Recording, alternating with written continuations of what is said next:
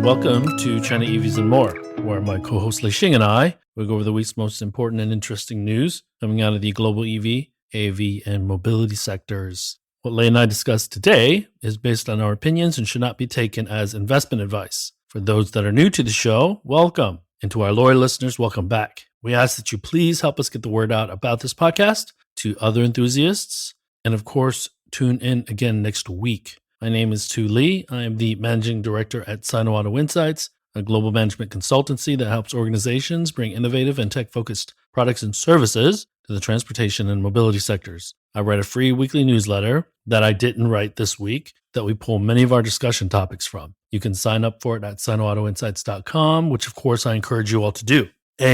Ready to get on a plane to BJ Lei? Can you please introduce yourself? Good morning. Good evening to you. Where are you? Jiaxing, was it in this event? Wuzhen. Yeah, okay. So we're the Wuzhen World Internet Conference. I'm in the Venice of China. Well, good evening to... It's a beautiful hotel. I'm staying at a beautiful hotel. To a grand, pun intended, because I'm talking about the Zeekr 009 grand launch that you just attended. This is your co-host, Lei Xing, former chief editor, China Auto Review, and this is episode number 162. Yes, I'm very much looking to hitting the road and getting back to China. Very anxious, feeling a little bit of FOMO. So we're going to talk, we're probably going to have a shorter episode this week, given that you are in China. I'm on this side of the world, and we can talk about a little bit of tonight's event, your initial impressions, and then broadly what we can look forward to for the auto show. So I flew into Shanghai because I thought I was going to have an opportunity to go to F1. What I found out is that because of Zhou Guanyu, the Chinese F1 driver, tickets have been hard to find. And come to find out, scalpers bought them all up. And so they're going for a lot more than, and I didn't, well, you and I normally can make some calls and get some connections. But that's exactly the thing. You don't yet have that connections yet. Yeah, not in F1 for sure. Maybe next year. But yeah, so I'll be flying to Beijing on Sunday. But yesterday I visited Jiyue, friend of the show, Frank Wu, former guest of Max. He updated me on what's going on at Jiyue. Jiyue is in Jiading. So there's this area in Shanghai, Jiading district, that is where I won't say all, where a good portion of car companies are, Chinese car companies. Volkswagen and Tesla, I guess. Yeah. Porsche has an engineering center in Jiading. And so it was really good to catch up with him. They have doubled their employees from when I last spoke with him to about 2,000 now. I got a sneak peek of the 07. Yep. Got to drive the 01. And we were driving through the neighborhood. So I put on level 3 or level 2 plus. No, not level 3, level 2 plus. We got to be clear on that. Level 2 plus. Yeah. Yeah. So with Jiyue, you have to keep your hand on the steering wheel. Some local urban NOA action. Yeah, it was good. It was because, in those districts, there's a lot of delivery a lot of deliveries, like bikes, mopeds, scooters. And it's not so Shanghai is much better about following traffic laws than a Beijing and any tier 2 city for sure. But in those districts where there's less, let's say, residential people, it's still a bit crazy on the streets. And I have to say, I felt pretty comfortable, no problems. The screen, because my Chinese is a little bit rusty, we did pretty good. But, bottom line is that Frank feels pretty good about the products. And so got to talk to him a little bit about his thoughts on the Xiaomi car. And then what did we do? What did I do? So, and then this morning I went to this innovation lab called Drivery in Jiading and was talking to my friend whose coworker has a founder's edition of the Xiaomi Uh-huh. SU7. I saw So the she number has the top, 306. yeah, the Number top end version 306. too. So it's a max. And so we went down to the underground parking structure. She was I just met her, literally just met her. And she's kind enough to let me sit in the car. We didn't drive it. I'm hoping to do that next week. But I don't know how you can beat this thing for $30,000. So the vehicle that she has is not 30. It's probably closer to 400 because she had a custom paint job. So the max version is 350 and then with the custom paint job. And then she showed me via the Xiaomi app, you can buy accessories for the Xiaomi Yeah. SU7. Phone holders was one of them. Yeah, phone holders. And there's like a clock. And then also on the bottom of the screen, she had this set of buttons attached. So that is not part of the normal vehicle. Yeah, so that's the customization part of it. Yeah. right. And so that's where Xiaomi is probably 3 steps ahead of everyone else. And it seems like they had created this network of products or accessories for the SU7 before launch and had them ready to ship along with the vehicle. So she had it delivered on April 6th. And it was crazy, Lei. I didn't see an SU7 for the 30 hours I was there. And the car that she had was a little bit purple, custom paint. And so I was like, oh man, this is cool. And then I go up and I'm ready to leave to go to Hongqiao because I need to take the train to Wuzhen. And I see 4 SU7s right away. And I'm like, okay. So, and then where they are in Jiading, I saw a lot of IMs. I saw a lot of pies. And so that was pretty cool. A lot of mules, a lot of like camo vehicles. So, and I haven't even gotten to tonight. So, you just gave 2 examples of the Jiyue 01 and the SU7, 2 of countless smart EVs out there on the market that are getting completely different reception from the customers. We have to be real here. Honestly, the Jiyue sales haven't been that well. Whereas on the other hand, these are 2 completely different cars, but offering the same or similar, smart features. But Xiaomi's, what you just described, these other things, gadgets that they have is something that the other competitors don't have. The latest numbers, I think, was over 60,000 locked in orders. That's what I've heard. Well, Lei Jun is saying it's 3 to 5 times more than his expectation. So I mean, it's only a infinitesimal part of this whole China EVs that we're talking about. And those 2 brands already, the amount of traffic that Xiaomi has been getting ever since 3 weeks ago, still tons of traffic on the internet. It's ridiculous. One thing that's for sure, though, Lei, is that Xiaomi is going to have to come up with product number 2 in the next 6 to 8 months. Or I think the SU7 will start flailing just because of the nature and the dynamic of the current market conditions. Yeah. And so, so rumor has it's by the end of the year, they're going to have something. So yeah, probably a SUV. And then at the other end of the extreme, we talk about this Juan, which is the evolution of the pricing in China. You just witnessed something that's basically at the very end of the press conference. Andy, he said, we're going to end. He's basically pointing to the Japanese, the luxury Alphards, the Lexus vans that you have to pay markup to get these vehicles. And he just basically said the Zeekr 09 Grand, we're going to end that with the 700. Was it live streamed? Yeah, it was live streamed. I watched it a little bit. Oh, okay. So at the 789,000 price mark, which concerning the current price, we're in the bloodbath, and given the kind of the positioning of Zeekr has models that are priced below in the 200,000 range, and they come out with this top Alphard Lexus LM competitor, and another shot at the Mega, which is in danger. Indirectly, indirectly. But I mean, you heard whatever was shared, right? I mean, these granite, leather, this tulip thing, that scent that they developed, it's overkill. And it's a 43-inch screen. There is two executive chairs, but the first thing that they talked about before all these other features was safety.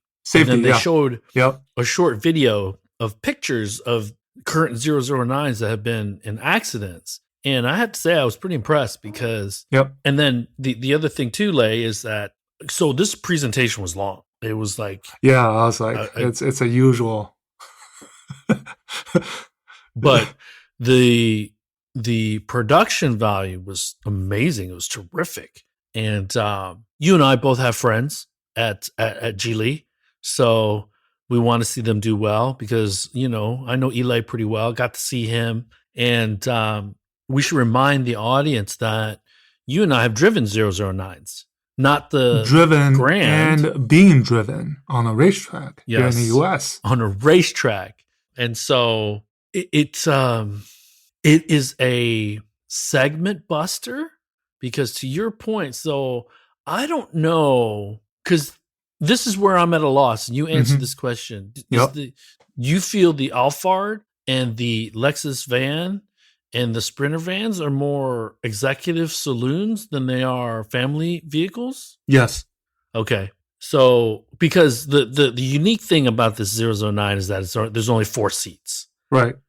And so I tweeted, think S-Class and Mercedes S-Class and Mercedes Sprinter van had a baby. Because we're talking, and to your point, because the first thing that Andy said, and we should clarify, because a lot of people are going to be like, who's Andy? Who only know his Chinese name. So what's his Chinese name? An Songhui is the CEO of Zeekr.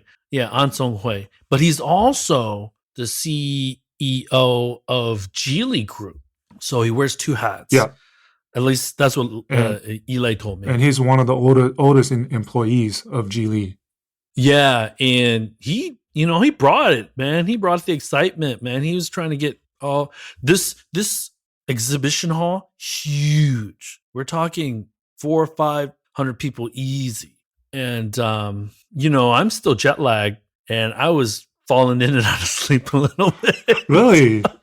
Okay. Well, because it was so long. It was kind of long. I think a few things I remembered from the press conference is they talk about the speed of charging. I think it was a sub 12 minute, 10%, 80%, adding 500 kilometers. I think that's one thing I remembered. So one of the things that was really interesting was that Lei had introduced the head of design. I forget his name, but he sits in Gothenburg. And then we also talked to the head of design for the Shanghai studio. And his name escapes me. I'm terrible with names, but he's a bearded gentleman, taller, white guy, Anglo. But when I asked him this question, I said, "Okay, who are you targeting?" You had alluded to a couple of products in the presentation, but he said that with how big it is and how heavy it is to have the performance that it has, and I said, so this is the reason I call it a segment buster, because 7 Series buyers or 7 Series and S-Class should really be worried, because I think, and they showed this slide. I knew MPV was a solid segment in China, but it's growing enormously. 67% growth last year. Yeah, that's what they showed. Yeah. And so just because it looks like a van or a minivan, larger minivan, it's not. It is an executive saloon because there's only 4 seats. So just keep that in mind when you're in the 009 and 009 Grand, 2 different products. Okay, just to make sure that our audience understands the difference. The 6th model rather than the derivative of the 009. Yeah, it's basically executive saloon in a MPV box shape. That's it. And I mean, it's not only the MPVs, it's the 7 Series, the S-Class, right? Yeah, ridiculous. He reminded everyone in the very beginning that they're only 3 years old still, and that they are the best premium EV brand in China. the top selling, I think the 009, the 500,000 RMB above segment, I think. So yeah, just We're talking seats like business class seats. the seats alone, he said, valued at 500,000 RMB each.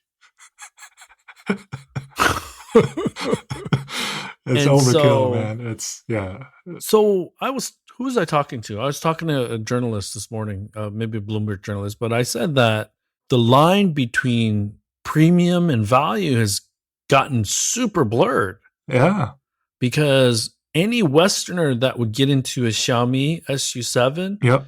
would not believe it's a $30,000 car. Yeah. So when you sat in the Xiaomi, the finish, the perceptive quality, how does it compare with, the other big ones out there? Could you? So I'm like the Germans, right? Yeah.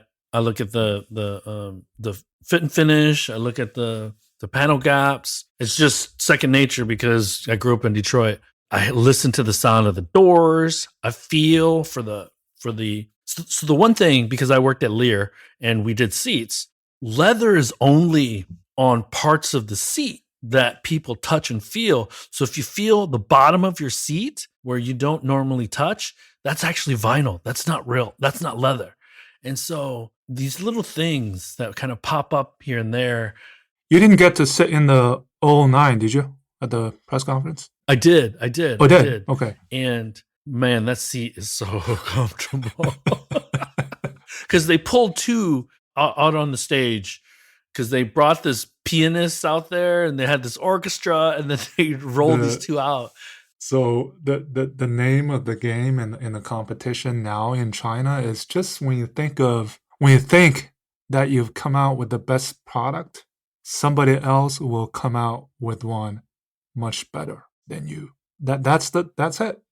And unconventional wisdom rules the day because if you look at this, you don't think of, okay, I'm thinking of not buying this 7 Series now, and I'm going to buy this big ass fan. And it's electric. If you look at if you look at the specs and didn't look at the actual vehicle, you'd be like $789 for this freaking thing versus well over $1 million for a 7 Series in China. That's the thing. Yeah. No. So it is. That just means that and I know this, Lei. Excuse me. There were companies tonight whose product teams were watching this and are probably changing pricing on their slides right now for next week. Yeah. And I think ahead of Auto China, the last couple of days have reached a little mini climax, I would say. April 18th were like at least 6-7 products launched or went on pre-sale or revealed. There was a couple of signings of like FAW signing with the DJI Automotive. Yep. Stuff like that. It's, right, from now on until, right, the 25th, it's right. Volkswagen announced their lineup for the Beijing Auto Show, right, today. And the latest numbers, 117 global debuts, 30 of those are from foreign automakers. So mostly from 41 concepts, 278 NEVs, which seems small because I would think there's going to be at least 1,000 vehicles on display. And if you checked out the floor plans, I had tweeted a couple of days ago of Xiaomi being surrounded by Geely and IM, which and Jiyue, which are Xiaomi's biggest nemesis. There's quite a few beefs going on. So that was somebody planned it that way. And then the 3 LiDAR companies, they're all in the same hall as right next to each other. So yeah, man. And on a personal note, and go ahead. Sorry. No, if we look ahead, we put it into buckets, right? We look at the foreign companies, right? Volkswagen, all of their group brands have something new. One interesting thing was this Jiyue that was launched by Honda, which I think was not a smart thing to do, to be honest. That Chinese character has gotten a lot of, let's just say, wrong takes Yeah. Right? I mean, you would think that they would know the market, study the market culturally. It just, I think it was a bad character. Can you explain Well, the character why it's so Ye bad? is composed of the character Huo, which means fire, and Fire. Hua, which means China. So, and it's supposed to mean shine bright. But when you put fire and China together, I mean, right, people are going to say, okay, you want to be on fire in China, or you want to be on fire in China. Right? And Yeah. yeah, I think that was a bad, it's not going to go well. See, this is when they should Yeah. hire us, right? I don't know what they were thinking. It's, yeah. Aside from the naming, the vehicles look cool. I like them. Yeah, the vehicles are okay, but at the end of the day, there's also this like difficult understanding of what actually is a brand when you have the H badge. It's still a Honda brand, but they're calling this year a new brand. In fact, it's not a brand. It's like Galaxy, right? Galaxy still uses the Geely six square kind of the logo, right? So I didn't think that was a good start or starting off in the wrong foot, kind of. And then Yeah. BMW, So yeah, Honda probably spent millions of dollars to have somebody come up with the yeah. it's hard to fathom. I don't know. I mean, talk about understanding, the local culture in the Chinese market. BMW, finally, they're gonna show for one of the first EVs being produced at that Spotlight joint venture with Great Wall Motors, the Mini Aceman. Oh yeah. Yeah, so that's something. And then the Audi Q6L e-tron, which is the PPE, produced at that new plant in Changchun, Audi FAW. As Elon is going to show off his robotaxi on 8/8, Zeekr will also be unveiling the Zeekr Mix, which is effectively that Waymo vehicle that they're building. So yeah, we had like also comparing to this Zeekr 09 launched today with the Li Auto L6, right? It's completely fail. All family kind of, the pricing was kind of dropped a little bit than expectations. And that's, maybe Li Auto can focus on their EREV, which is their brand, right? The Mega is kind of the important thing is that to remember is that the L6 is a 5-seater, and so it's just a different segment. Because you and I know this, and we've said this before. If you're a family, you can't think of the same numbers that you would in the United States. If you have 2 kids, there's normally at least one IE in China, so that makes for a 5-seat vehicle, and then a lot of times grandma and grandpa are coming, or at least half the time. And so most 2-child families will need at least a 5-seater at a minimum. And so that's why the 7 seats are so important. And you look at 5 seats and it's not, to me, it's not a family car in China. So yeah, I mean, they were targeting the kind of the new families, younger. people that just had a Right. kid, that type of customer group. See, and I have to emphasize, this is why the European government, United States government, is so freaked out, because the type of value that you're getting at $35,000 for this L6, type of value you're getting at $30,000 for the SU7, it's bananas. It's off the charts. I'm talking, 5 series value for 30, 40, not performance, but, fit and finish, level of quality, features. Yep. I mean, you're not getting the BMW badge, but how much is that worth in China? It's not worth as much as it was 20 years ago. And the L6 launch, Li Auto L6 launch, all it compared was the Porsche Cayenne, right? So no wonder Yes. Porsche's sales are down in China. And for the folks that haven't been to China or haven't been to China in a while, have not seen these vehicles, I'm very American, and Lei knows this, but I also call what I see, and I promise you, these vehicles will knock your socks off. Yeah. So And Tesla's fit and finish nowhere near Li Auto in general. In the vehicles that I've been in at least so just Li Auto vehicles, probably a dozen. The SU7 today, although it only had probably, maybe 1,000 or 2,000 kilometers on it, maybe 1,000 kilometers, you would have thought, whoa. And she got in the car and she's just like pressing all these screen buttons. She's touching the screen like she's a pro. So she obviously understands and knows how to use the on-screen touch system. And I was Neo also fit and finishes really well. Now design, there's some quirks with the design, but the material quality is really high. I think fit and finish is really high. So, but in the China market, they have every flavor that you want. If you want a particular flavor, they got it for you. And it's going to be probably 1.5 times cheaper than anything outside of China. yeah, It's just bananas, dude. I'm just going to say it's probably going to be, if last year was a shock, this year is going to be shock 2.0. I think even for me, let's not just talk about people that haven't been to China.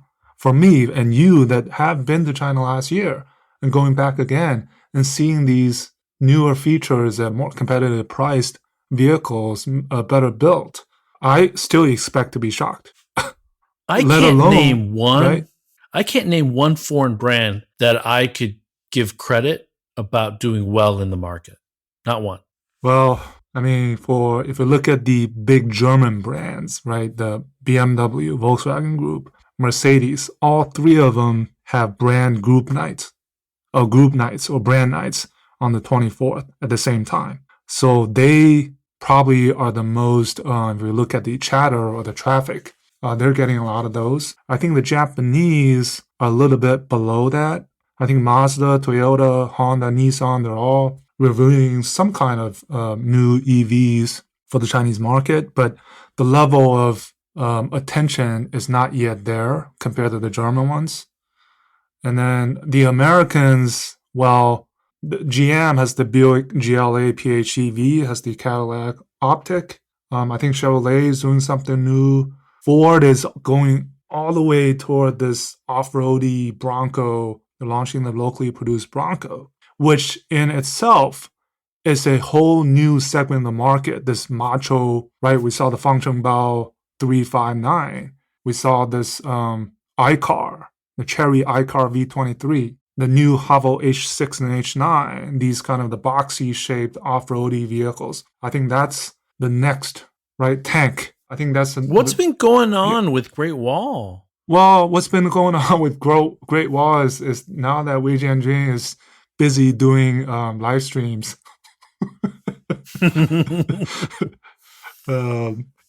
mean, these companies that have multi brands, it's always difficult to juggle. And right? we're seeing the renaissance of sedans in China. I think when you lived here, sedans weren't really a thing. I mean, BMW sold enough 5 Series and 3 Series, C-Class, E-Class, but most, I would have told you that, and I think it still is, China is like the US, it's an SUV crossover country, so. Yeah, and then really, I think the Chinese are still going to dominate, and I'm not only talking about the OEMs. Pay attention this year also to these domestic startups, the DJIs, the Sense Autos, the Horizons, right? The LiDAR companies, chip, right? Sesame, Black Sesame. I don't know, man. I've heard that these domestic chip design companies are just still really behind NVIDIA and Qualcomm. Yeah. So it's going to take a lot more nurturing for Horizon and Black Sesame to become And the then Nvidias and Qualcomms of China. So a phone is all the craze right now. Polestar is launching a phone. The what's that model? The Huawei Pura yeah, 70 has been getting a lot of attention the last few days. Uh, Pulsar is in jeopardy yeah, of it's becoming right. irrelevant. It goes back to that multi-brand thing. Every company that has multi-brands, including Geely, right now, everything is rosy for Geely. By the way, No. the Great Walls, right? Cherry has a bunch of right Exceed, Jator, and there's still more brands. Namely, the Envo and the Mona are deciding to have separate events post the auto show. And we will see Philip and James Hind, the founder of Carwow. They're going to come to Beijing. So it'll be good to catch up with them, hear about how these brands are being received in the UK and Germany and Spain, and pick their brains on what they're hearing, what they're seeing, what the data says. Unfortunately, Daniel Kircher is not going to be coming. I pinged him, and he said his wife had something going on. And so you and I will have to hold the fort, man. Well, I've heard that he's not able to come for other reasons, so we can chat about it. But but I think we're at 40 minutes. The last thing I want to ask you was the 3 days you've been there. Tell me your feel of the kind of the economic situation on the ground. What do you see? What do you feel? Is it been reported as we've heard here in the U.S. now that you're on the ground? What do you think? For me, I haven't done any shopping. Normally, I would go to a Uniqlo or a Nike store. I just haven't had the time. Just been kind of back to back to back. I'll probably do a little bit of that tomorrow. But and I'm comparing this because you and I have a much better feel for Beijing. I'm comparing now with last year this time in Shanghai. Shanghai last year was still recovering. It seems to be better, but I talked to people and still not a ton of foreigners have come back. And, but, traffic is not great, which tells you one thing. And Hongqiao Railway Station today, packed. Okay. So, I think domestic travel seems to be okay. But well, the railways that may be just a fact of life that people are traveling on railways. yeah, I'm not sure if it reflects anything at all because that's sure what people in China do, right? So yeah, and my goodness, dude, I went to Hongqiao 25 minutes before my train. Didn't have a ticket, just used my passport. Got in. Took 45 minutes to get to the station. Got out. It was so convenient.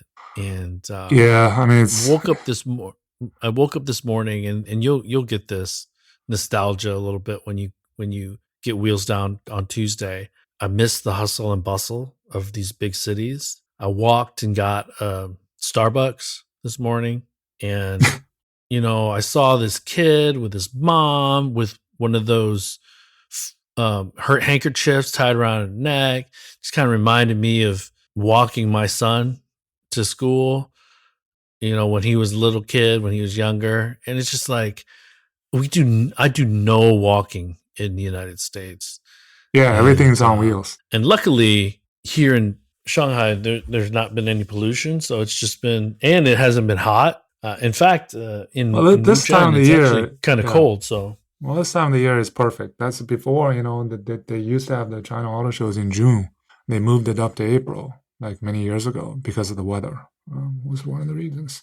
And one other thing that I wanted to talk about, but let's do this, Lei. If anyone has any questions or comments, raise your hand. We'll bring you up. And there's only one thing that I wanted to talk about. One thing else.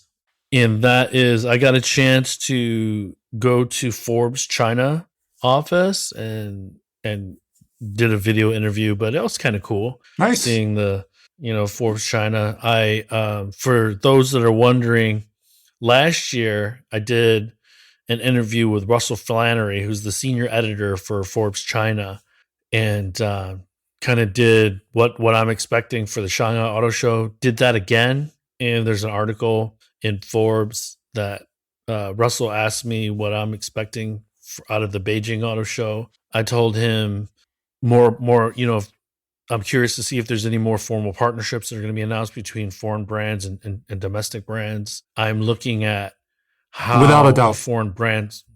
Right. Yeah, I agree. And that's why Yeah. I'd mentioned it.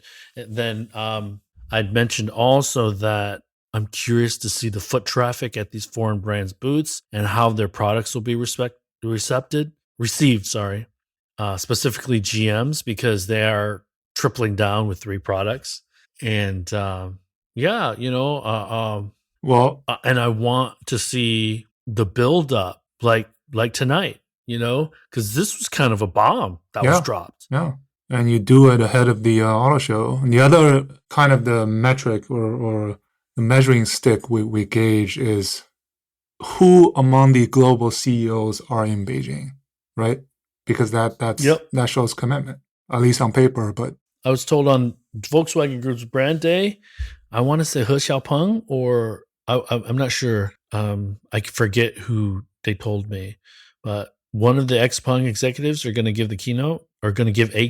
So I think that is a reinforcement to the market and the Volkswagen investors that, we're going to make this work. And by 2026, you had tweeted the body of Volkswagen and the soul of an XPeng. Yeah, with that new China electrical architecture that they just announced a couple of days ago. And so,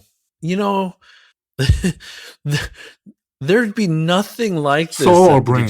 I mean, I'm 3 days, a week before the show, and there's this major event for a freaking executive saloon.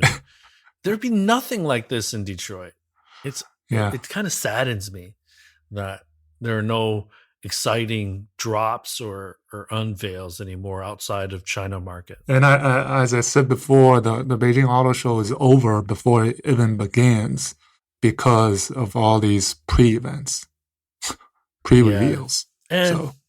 And always super nice to see Jiyue, Zhou Shen, Lei. Got to see Yale. He just happened to sit next to us.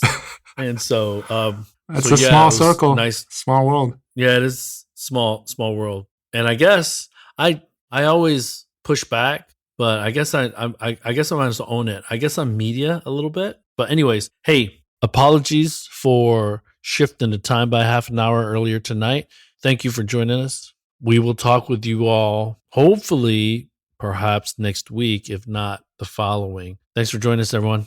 Good morning, good afternoon, good evening. Likewise, and I will talk to you in China, in Beijing. That brings us to the end of this week's show. Lei and I thank you for tuning in. My name is Tu Lei, and you can find me on Twitter at Sino Auto Insight. That's SinoAutoInsight. You can find Lei on Twitter at LeiXing77. That's LEIXING77. If you wouldn't mind rating and or reviewing us on Apple Podcasts, Spotify, or wherever you grab your podcast from, we'd appreciate that as well. Even better, if you enjoy this show, please tell your friends about it. Please join us again next week as we track down all the latest news on China, EVs, and more.